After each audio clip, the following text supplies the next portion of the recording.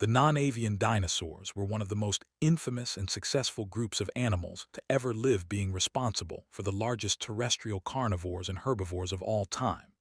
And while size does go a long way in nature, they were also extremely diverse in their tools and weapons, all of which helped them to establish one of the longest reigns known to paleontology, lasting for over 150 million years, and leading some to dedicate an entire geological era towards them as the Mesozoic, which covers the Triassic, Jurassic, and Cretaceous, is often nicknamed the Age of Dinosaurs.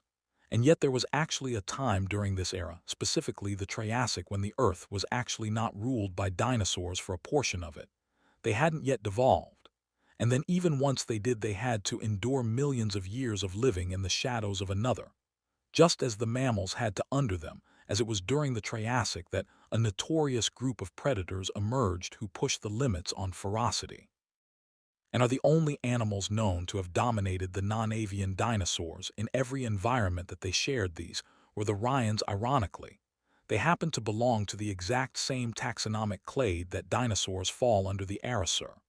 But instead of being a part of the division that includes birds and their extinct relatives, they instead belong to the pseudoscians, which include crocodilians and their extinct relatives.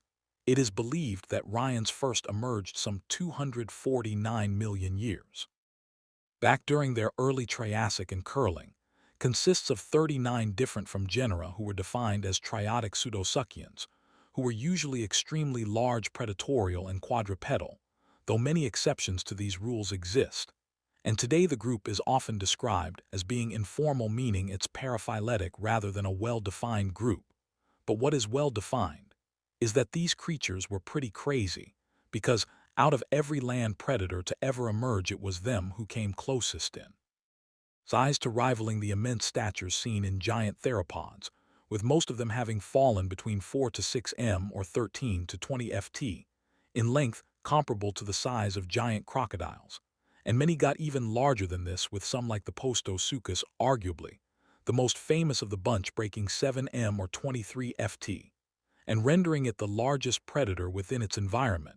And somehow even it was outsized by certain relatives, such as the Sarcus and Prascus, who could both reach 7.5 m or 25 ft, which already makes them bigger than all terrestrial mammal carnivores alive or extinct. And thanks to these sizes, Ryans were almost always the largest threats you could find in a Triassic setting, and were well beyond the size of any known Triassic predatory dinosaur. And in a few places, they happen to be the biggest MIPA period, a trend especially common towards the early Triassic, when large herbivores were more rare, a courtesy of the giant extinction event that had taken place just prior. Funnily enough, though, it was only when Ryans lost the title of being the largest animals in their environment that the biggest member came to be, who also happens to retain the title of the largest non-dinosaur predator to ever walk the earth.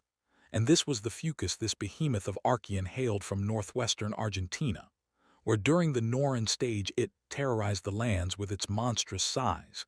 Even the smaller specimens belonging to this genus were thought to have been larger than every other Risuian-1, while the larger individuals were on a whole other level, as they possibly grew to be 3.1 tons and 10 m or 33 ft long, so literally bigger than some of the most famous theropods known, like Gorgosaurus, Majungasaurus, and Carnotaurus.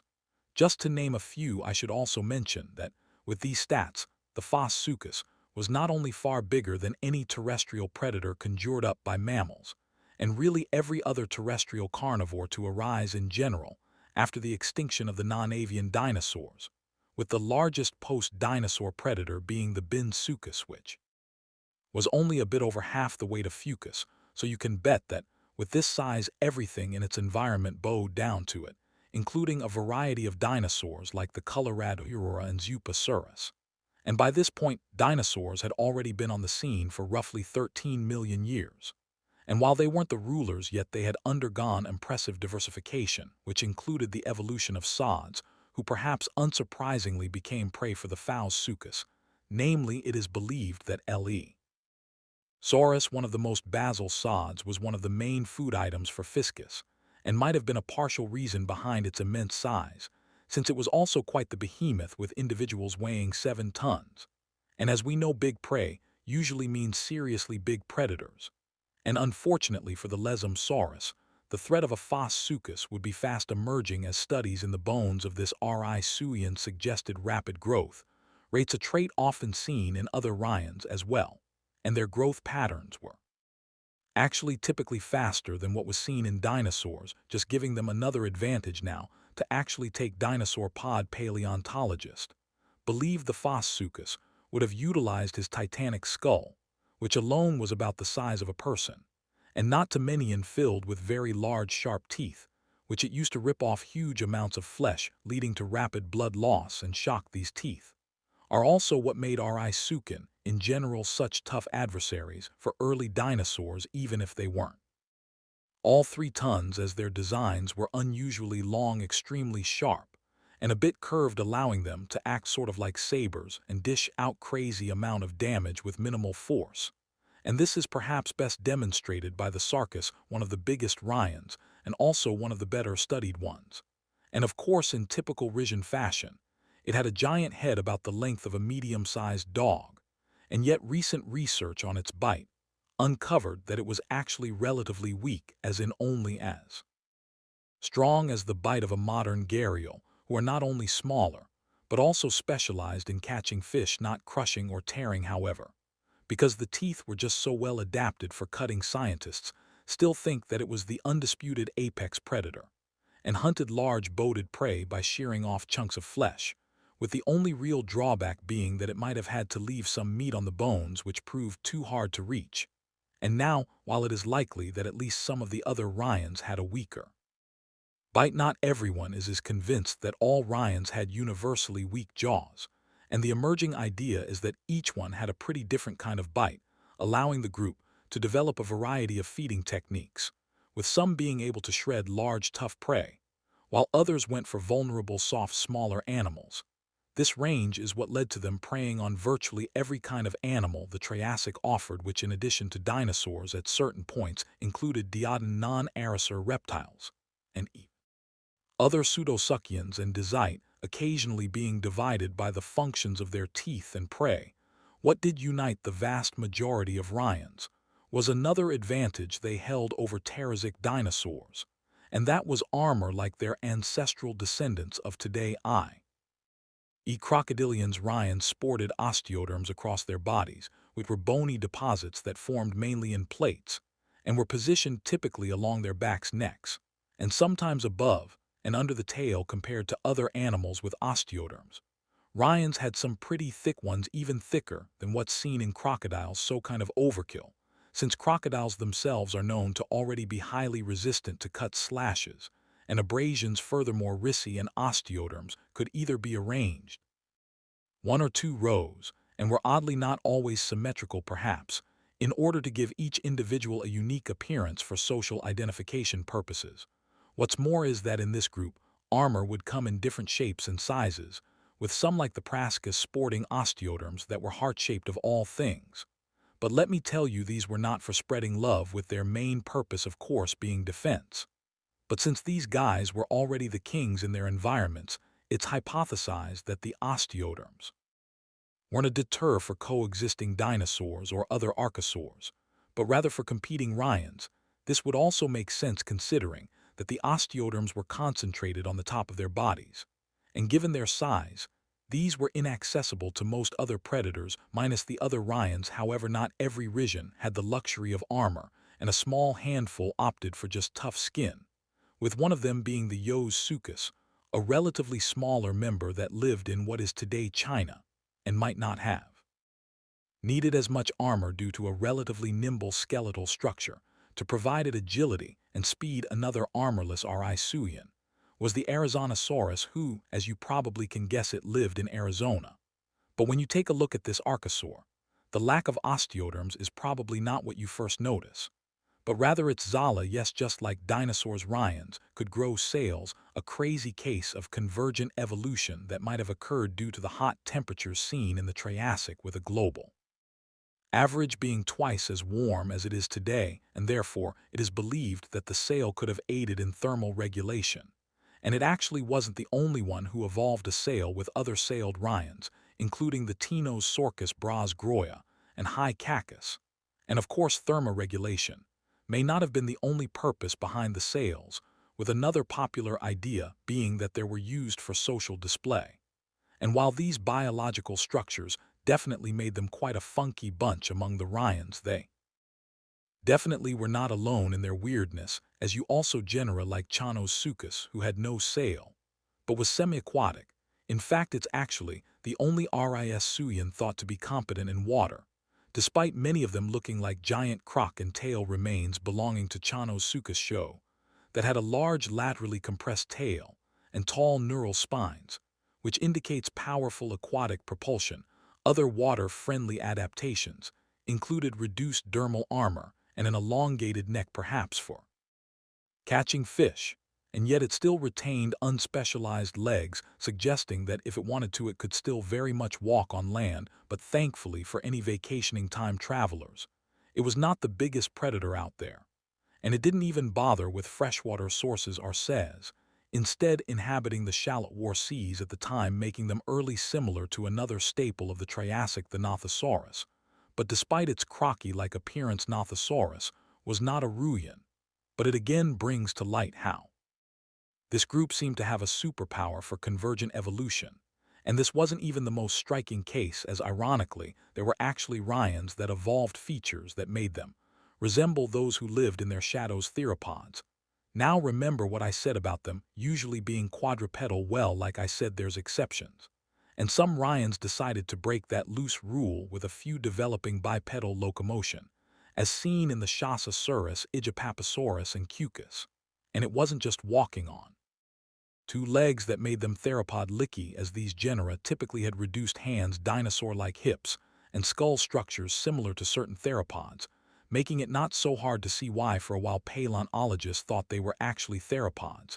Yet of course we now know that they weren't, due to their crew, Tarzan ankles and pillar-erect stances.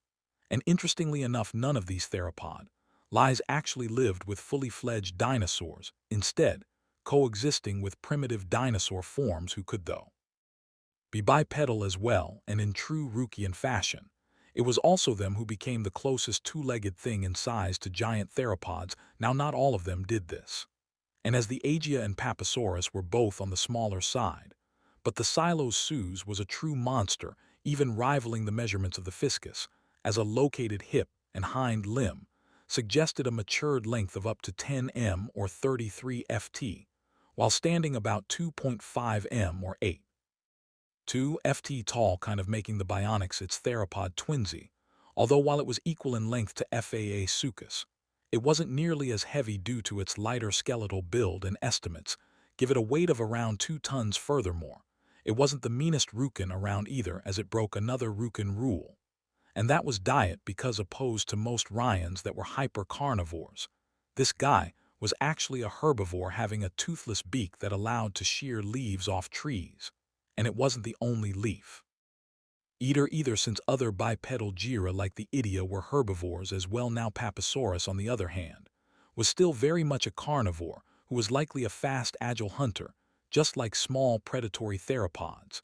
And perhaps surprisingly for those who watched Walking with Dinosaurs, another potential carnivorous two-legger was the post-ascus, with some arguing that it was committed to bipedalism full-time, and others thinking it was more of a half-and-half kind of reptile. This evolution of bipedalism in Ryans may have granted the users better vision in order to help it find prey or food, or its purpose could have purely been for locomotion. But that's not to say that the Ryans who remained quadrupedal were slowpokes. To some they may come across as just big old crocodiles. But you have to remember that these apex predators were mainly terrestrial, and thus sported well-developed legs that were long and, more importantly, positioned beneath their bodies, rather from them sticking out to the sides. As we see in modern crocodilians, this let them be rather efficient walkers and runners on land, with located tracks in Europe belonging to the Risuian, suggesting a speed of around 12 km or 7 mph, while moving, which is a bit faster than a human's jog, and fast enough to catch many Triassic animals. But here's the thing: researchers also don't know if the tracks were presented an animal in full sprint or just fast walking, so it's very possible that faster speeds were attained. Additionally, in Risuian, the front limbs tend to be shorter and lightly built even in the fully quadrupedal ones, reiterating again that these carnivores were more agile and nimble than one thought, and not some lumbering land crocs. It was this combination of diverse locomotion, size, teeth, and armor that made the Ryans the true kings of the Triassic and rulers over the dinosaurs. However, dinosaurs weren't always subjected to their rule, because, as mentioned, they hadn't yet evolved in the early Triassic, and currently, we think that they appeared some 233 million years ago, so about 16 million years after the Ryans. And this was likely a big reason why the latter were so ahead, because, as they say, first come, first served.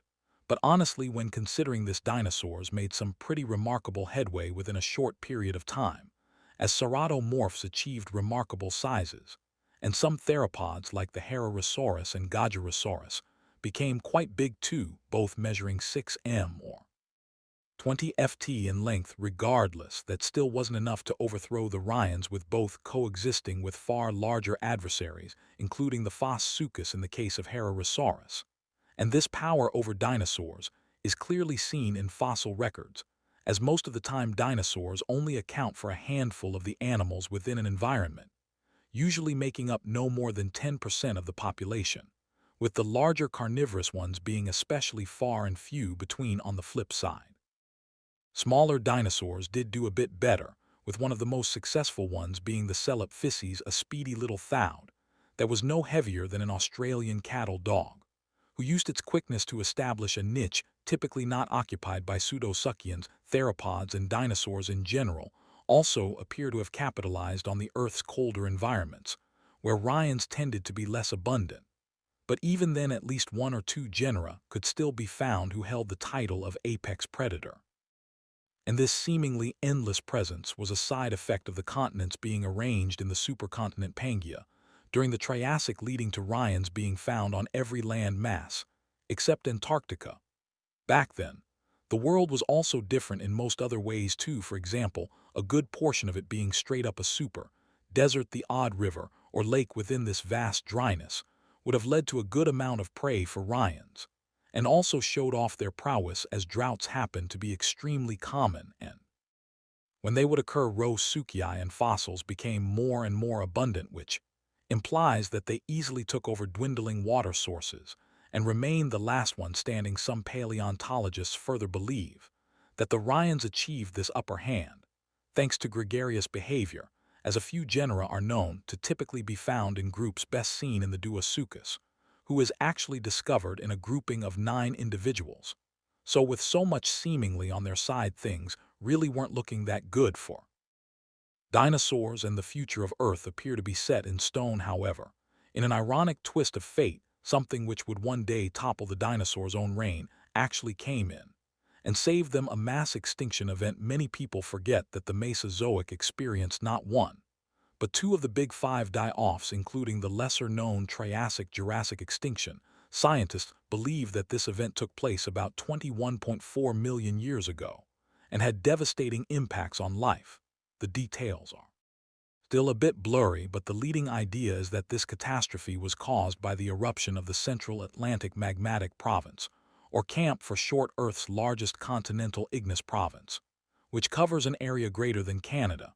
It's thought this eruption, or technically eruptions, took place over a 600,000-year period and included 4 distinct pulses that together killed 34s of all species, including a huge amount of pukin.